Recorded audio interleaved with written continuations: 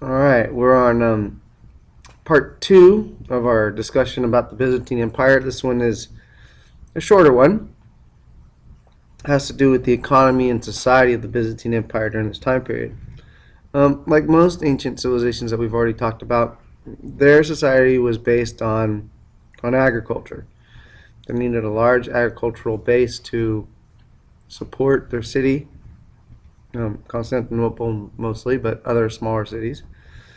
And they had a fairly large peasant population. The problem becomes, however, when large landowners start consolidating these their property in in a way that makes peasants dependent upon them. And so what you have is a situation like again in Rome, very few people control the land, and they have peasants just working the land instead of owning the land. So that's one problem that the Byzantines had, but it took time to develop that. Um, as you can imagine, Constantinople is the center of pretty much all the trade going in and out of the area. They were involved in glass and linenware, textiles, gems, gold, silver, jewels, and eventually silk. The Byzantines desperately wanted to make silk on their own because they ran obviously into a monopoly that the Chinese had over silk. And silk was flown into Constantinople, but obviously a large portion of their money was going out of Constantinople, going back to the Chinese. So they were able to um, sneak out some silkworms and some food that the silkworms like and start producing their own silk.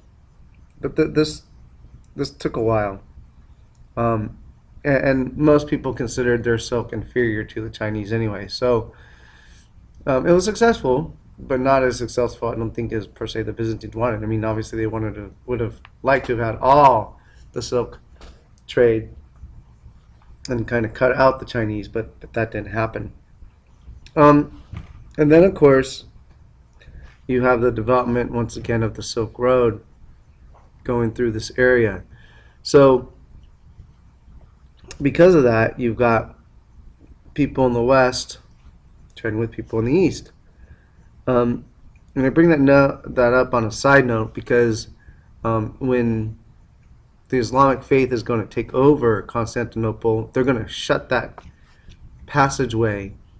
Um, they're going to shut that down to trade, and so that's one of the reasons why Europeans decide to go on this age of quote unquote age of discovery.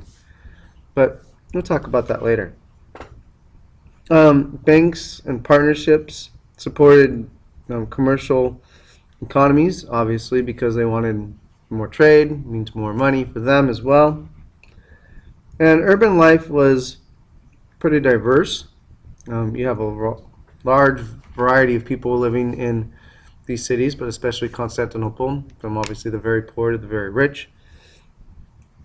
And housing, just like in Rome, varied. Attractions in Constantinople were baths, taverns, theaters. The Hippodrome was obviously the biggest draw. You had mass entertainment there. Chariot races were popular. And again, you had four major groups. You had the reds, the whites, the greens, and the blues.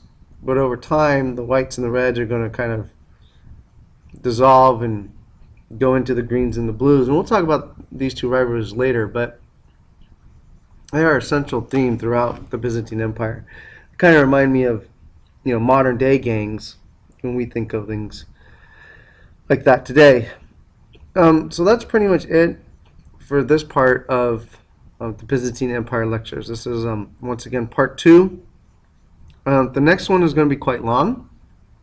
It's going to be about the church and the Greek Orthodox Church and this split, and we're going to be talking about something called Arianism, which is an important concept for you to understand. But that'll be in part three.